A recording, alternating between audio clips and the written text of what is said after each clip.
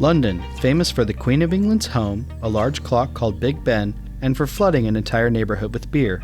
Wait, what? Yes, you heard correctly. In 1814, a borough of London was flooded with beer, porter to be exact. To those professional drinkers that would say, "That's no problem, I just drink my way out of it," I'd say, be careful what you wish for.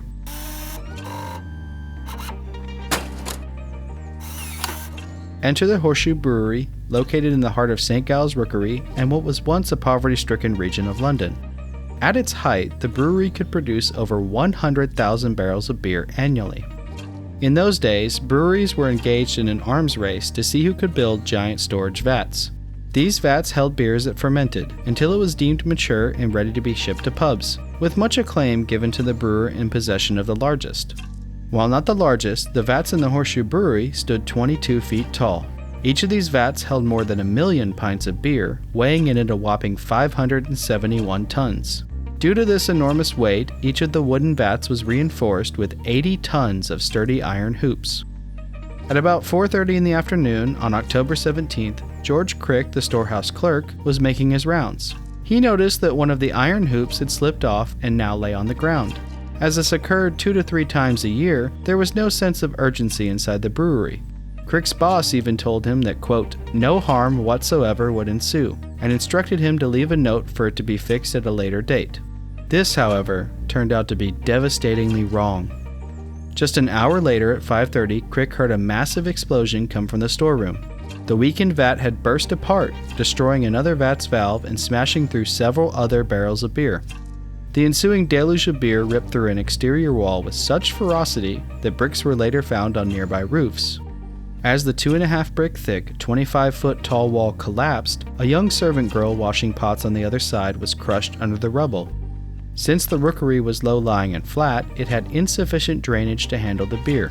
A wave reported to be 15 feet tall swept through the streets, smashing and damaging homes. In one of these homes, a mother and her daughter were having tea with a family friend. The mother and daughter were tragically swept away by the currents, both eventually drowning. In the basement of another home, a funeral wake was being held for a 2-year-old child. In a cruel twist of irony, the mother and 4 other mourners drowned when beer flooded the basement. Later, when rescuers arrived, they described a scene that was just as devastating as a fire or earthquake. In the aftermath of the disaster, residents acted with admirable calm, staying quiet so survivors under the rubble could be heard. In total, 8 people lost their lives that day, with many others scrambling on top of furniture to avoid drowning in their own basements.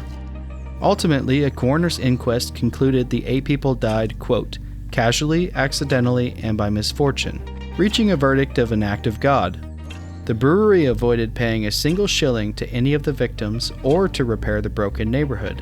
Instead, after petitioning Parliament about their lost beer, the company recovered enough money from His Majesty's excise to avoid bankruptcy. However, some good did come from these events.